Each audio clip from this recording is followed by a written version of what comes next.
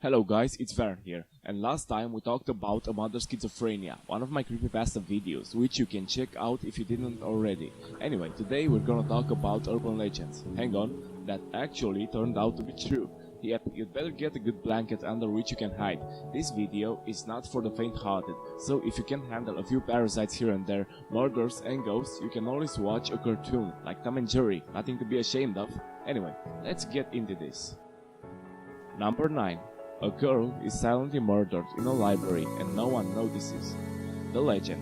Libraries, with their unnerving silence and many musty forgotten corners, naturally attract whisper-told tales. Of course, most of these stories are about people sneaking off back to the periodical section to do each other's decimals with sensual abandon. But there are also darker legends. Who can forget the horrifying tale of the dead woman who supposedly stalked the New York's public library back in the 80s? Some spooky shit right there, but reality is even spookier. The truth. Penn State student Betsy Aardsma was beautiful, bright, popular, and socially conscious. If she was a character in a horror flick, she'd definitely be the last survivor, but real life is more frightening and cruel than any movie. On November 28, 1969, Betsy told people she was going to the university's library to research a paper, but what she got instead was a single, deadly stab wound to the chest. And while librarians tend to discourage cold-blooded murder in the stacks, most would have approved of how silently the crime was carried out. Despite numerous other students being only feet away from the crime scene, nobody heard any sound of a struggle. Betsy wasn't discovered until several minutes later, and initially nobody realized what had happened to her, because her red dress camouflaged any bloodstains. To this day, the circumstances surrounding Betsy's death remain a mystery. So beware, college students. The next time you're sent down to the stacks for research paper, tedium, and possibly stepping on a used condom aren't all you have to fear. Number 8. Cause of that, atomic wedgie. Now I know, this sounds funny, but bear with me. The legend. Since most kids will only listen to reason if you scare the shit out of them first, there are plenty of tales about the potential dangers of youthful pranks and hijinks. Putting a potato in an exhaust pipe will make the core explode in a giant fireball. Kids have been shot for TPing houses. One time, some kid died from an atomic wedgie. The truth. Obviously, the last one isn't true. The victim wasn't a kid, the rest is correct. Apparently, pulling the perfect wedgie is possible, so long as you don't particularly care if your victim lives or dies. One fateful day, a 34-year-old man was arguing with his 58-year-old stepfather and decided to grab his undies and give him an atomic wedgie. Shockingly, the police says that alcohol played a factor in this plan. The man managed to get his stepdad's underwear over his head, but the waistband caught around his throat, resulting in a death that was simultaneously horrifying and America's funniest home videos working. Ironically, after being arrested, the man claimed that the fatal wedgie was revenge for all the years his stepfather had spent bullying him. Live by the wedgie, die by the wedgie. Number 7. A killer lives hidden in a family's house for weeks before murdering them. The legend. A family starts to notice something awry about the house they're living in. Things go missing, other things that shouldn't be there inexplicably show up, and eerie footsteps are heard. Next thing you know, the whole clan is found murdered under circumstances only they and their killer will ever know. The truth. This true tale of terror takes place nearly a century ago on a small, isolated German farm named Hinterkaifeck. Sometime around mid-March of 1922, the farm's owner, Andreas Gruber, began to notice a lot of ominous things happening on his property. He found weird footprints, keys went missing, unknown items mysteriously showed up, and the family began hearing footsteps in the attic. It seems that people were less sensitive to obviously terrifying things back in the good old days, because the Grubers shrugged off the weirdness and went back to waxing their mustaches, souring their growth, and whatever else German families occupied themselves with in the 1920s. They probably should have checked that attic though.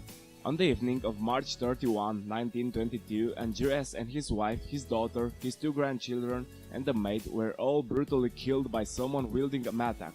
In case you don't know what that is, it's a tool that's half pickaxe, half axe and all deadly. At least whoever did this wasn't a completely terrible guess though, since the animals were well fed when the family's bodies were discovered 4 days later.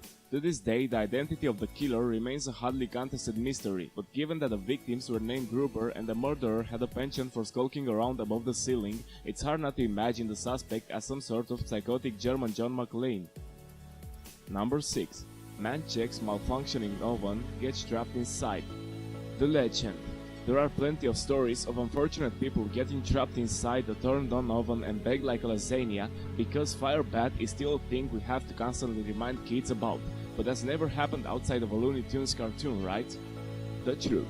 The big industrial oven at British Kayak Factory wasn't a fritz, so a supervisor decided to look inside to see what was wrong. Without telling anybody else, while he was poking around, another worker managed to fix the problem. Then, not knowing anybody was inside, he turned the oven back on. Also, Jesus Christ, you guys, the worker was engaged to the supervisor's daughter, like, damn. The doomed man ironically found himself at the mercy of the oven's safety measures, as its doors automatically slammed shut and locked once it was turned on. As the oven's temperature rose to over 500 degrees, he presumably cried out for help, but nobody could hear him over the sound of cakes being made. In a bitter touch, the man somehow found a crowbar inside the oven, but before he could pry the door open, he passed out from the shock. His body was only discovered when people noticed smoke billowing out of the oven. This paragraph is now over, and, to paraphrase Werner Herzog, may we never read it again. Number 5. The Pigpen of Death. The legend. It's a favorite trope of gangster and horror films. The leading villain has the hero tied to a chair and he threatens to feed them to the pigs. But pigs aren't really man-eaters, are they? What with their cute curly tails and all? The truth. It turns out that pigs are almost as into eating us as we are into eating them. A Vietnam War vet in Oregon started raising pigs as a form of treatment for his post-traumatic stress disorder. His family described the farm and pigs as a lifesaver, but it's usually a bad idea to look towards animals who roll around in their own field for therapy. In 2012, the man went to feed the pigs and was never seen again, or at least 99% of him was never seen again. It's unclear what exactly happened in that pig pen. Maybe he had a heart attack, or maybe one of the pigs decided that action needed to be taken before Christmas rolled around again. Whatever the precise course of events, the man's piggy pets completely devoured him, leaving behind only his dentures and a few tattered scraps of fabric and flesh. The sage advice of Troy McClure was only ever so slightly off on this case. Number 4. Woman with headaches discovers unwelcome guest in her brain. The legend. This tale involves somebody going on a sunny Mai Tai sipping vacation only to return with some tropical horror crawling not through their crotch as we're all used to, but listen to this, through their brain. The lesson. Never leave your home without a hat, or just never leave your home. Alarmist hogwash, surely. The truth. A 31-year-old woman from Garland, Texas began suffering from severe headaches and vision problems, and figured she should see a doctor. The good news, there was nothing wrong with her brain. The bad news, except for the all translucent gel-like sacs living there, that is, each one, if you're wondering, contained a baby tapeworm. The doctor said that she must have picked up the parasites during a trip to Mexico, which was extra horrifying, because she hadn't been to Mexico for 2 years. Think about that. This poor woman had been living with brain parasites for 2 freaking years. Oh, and in case you're thinking that this was nothing but a fluke, you don't have to worry about that. There are a number of tapeworm species that target the brain, and according to doctors, vacationers returning home with something burrowing through their gray matter is becoming more common. So yeah, don't worry, we won't laugh at you if you head straight to McDonald's for your next vacation. Number 3. Never let your psychotic ex cook dinner for you. The legend. Ever since Glenn Close made a generation of guys squirm with her rabbit-killing ways, stories of jilted lovers cooking up their ex's beloved furry friends have captured the public's attention. There's no better way to establish a character as candidate for worst person ever than having them kill an adorable pet. At least one guy took the movie as an instruction manual, though. Ryan Eddie Wattenpope of Palo Cedro, California sounds like a real charmer. After his girlfriend broke it off due to his abusive ways, Ryan decided to reinforce her decision by attacking her in her home. The woman managed to flee, but when she returned to her apartment, Both Wattenpoke and her Pomeranian Bear were gone. A month later, Ryan and the woman reconciled, and he offered to whip her up a home-cooked meal, you know, out of the goodness of his heart. After the romantic rendezvous, Wattenpoke solved the mystery of the missing pet with this stomach-turning text. Not long after, a small bag appeared on her doorstep, and when the woman opened it, she found Bear's tiny severed paws inside. Yes, Wattenpoke returned what was left of his girlfriend's dog in a doggy bag. So not only is he a shithead and a psycho, but he also makes terrible puns. We did it. We found him. We found the legitimate worst person ever. Number 2. The text from under the bed. The legend is the ultimate pure pajama slumber party horror story. A teenage girl is shaken when she starts receiving threatening, obscene phone calls, but she manages to convince herself there's nothing to worry about. As is usually the case, teenage intuition is dead wrong, and she later discovers the creep on the other end of the line was within striking distance the entire time, as in, you know, the truth. In July of 2014, a 16-year-old girl from Chester, England, unexpectedly found herself in the middle of basically every slasher movie ever. The girl started receiving messages from a local 18-year-old sweet talker named Kyle Ravenscroft, who texted that he was watching her and that he wanted her to awaken to the sight of him hanging outside her window. And those were just his wave opening lines. At midnight, our protagonist received another terrifying text as she was getting ready for bed. "I'm in your house."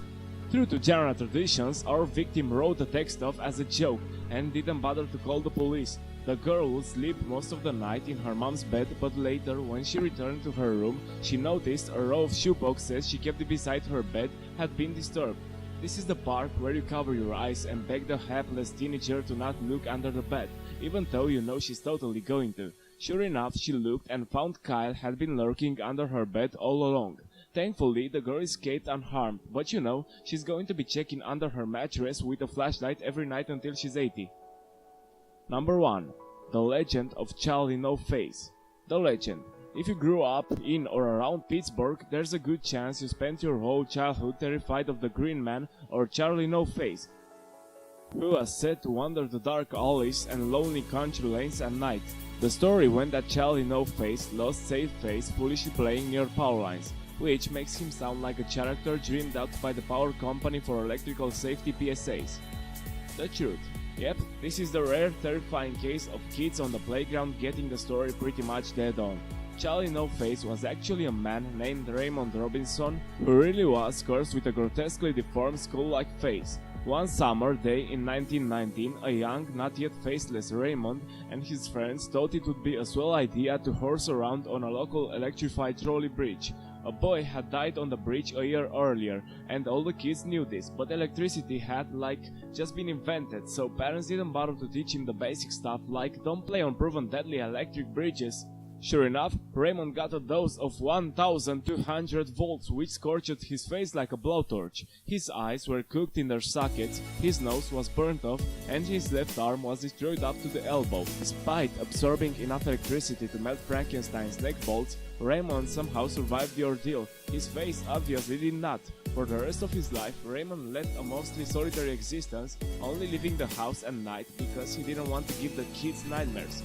That plan didn't work out so well. Usually the boogeyman only exists in your head, but sometimes he's simply that guy down the block who only mows his lawn at night. That was it for today, guys. Since my first video, I was able to see some progress in the views, as small as it might be. I'm really glad this small circle of people enjoys the content I make. If you did enjoy this video, make sure to leave a like and subscribe for more like this. Also, don't forget to check out my other videos. Until next time.